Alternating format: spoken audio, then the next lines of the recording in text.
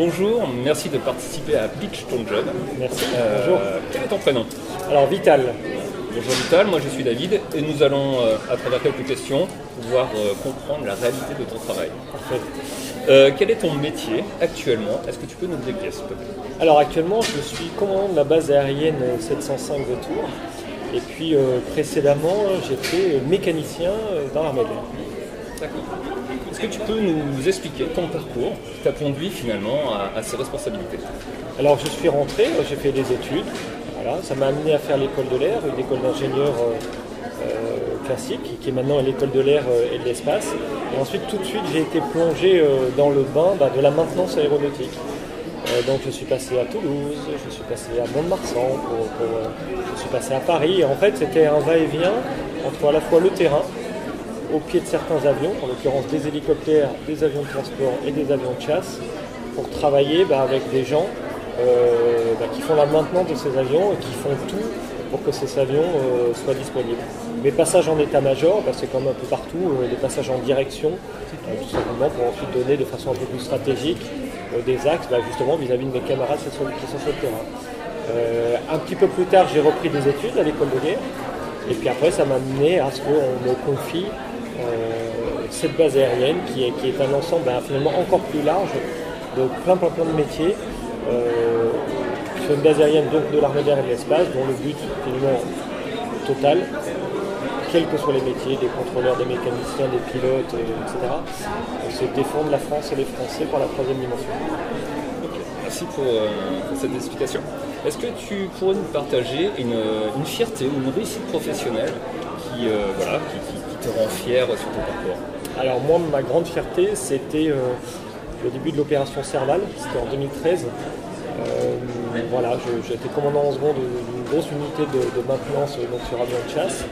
On était un vendredi, on était tous crevés parce qu'il y avait eu un vol de nuit, donc les pilotes s'entraînent la nuit, donc ça nous fait terminer très tard. Donc naturellement le vendredi, on dit aux gens qu'ils peuvent partir un petit peu plus tôt l'après-midi parce qu'il faut bien un petit peu dormir de temps en temps. Et là à 17h, un coup de fil, vous faites remonter tout le monde et vous préparez des avions pour aller faire la guerre. Je ne sais même pas vers où c'était.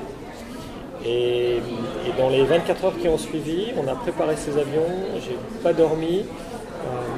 La grande fierté, c'est que finalement, je me suis retrouvé avec que des hommes et des femmes qui étaient autour de moi, qui voulaient y aller et qui n'avaient plus aucun problème, familiaux ou autres. Finalement, la mission rassemblait tout le monde. J'ai dû un tout petit peu dormir et on m'appelle et on me dit demain, tu es à N'Djamena au Tchad pour t'occuper de ces avions. Donc cette bascule, en fait, c'est une fierté qui est à la fois personnelle, au sens de j'ai été capable d'eux, mais surtout une énorme fierté que les hommes et les femmes qui étaient sous mon commandement aient été au rendez-vous. Parce que finalement, quand il y a une mission réussie de façon collective, alors ça c'est extraordinaire. Échec mission, c'est une catastrophe, mais réussite mission personnelle, j'en aurais pas parlé aujourd'hui. Et voilà, c'est cette réussite ensemble émissionnel et au cœur de métier de l'armée de l'air, quand je me suis dit là, entre guillemets, tous les voyants sont ouverts. Dans une situation d'urgence en plus. Mais on est au cœur de métier, c'est-à-dire qu'à un moment, les Français attendent qu'une chose, c'est que l'armée de l'air soit au rendez-vous, même si on se fait surprendre. Et là, on s'est fait surprendre, voilà, c'est la géopolitique, mais c'est pas parce qu'on s'est fait surprendre qu'on n'est pas bon. À partir du moment où on sait réagir, cette capacité à être au rendez-vous en fait. Merci pour ce partage. Est-ce que tu aurais un conseil à donner à des jeunes qui aimeraient s'élancer dans tout ce qui est armée de l'air, avec peut-être des perspectives de devenir comme toi un jour? Oui. Alors moi j'aurais deux conseils. Le premier, c'est l'armée de l'air et de l'espace. Dans l'armée de l'air et de l'espace, il y a une place pour tout le monde. Quelles que soient vos appétences, quelles que soient vos compétences scolaires, il y a de la place pour tout le monde. L'armée de l'air et de l'espace, c'est 50 métiers.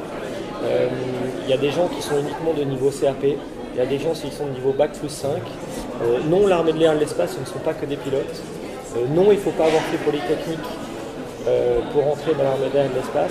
La seule chose que l'on demande, c'est que les gens aient vraiment des qualités intrinsèques.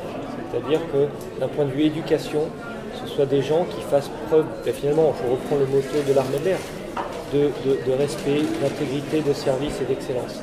À partir du moment où on est fondamentalement honnête, à partir du moment où on en veut, mais je dirais aux jeunes, n'ayez pas peur, on vous formera, on vous trouvera le métier qui vous fait rêver en interne de l'armée de l'air, et Dieu sait s'il y en a. Parler de mécaniciens, parler de pilotes, il y a des contrôleurs, il y a des cuistots, il y a des gens qui sont dans l'informatique, enfin si vous voulez, 50 métiers, on ne va pas les décrire ici. Mais voilà, et il y a un minimum quand même de sous-jacents qui sont les valeurs que j'ai expliquées, le reste, on s'en occupe. D'accord. Merci beaucoup. Merci à vous, c'était très gentil.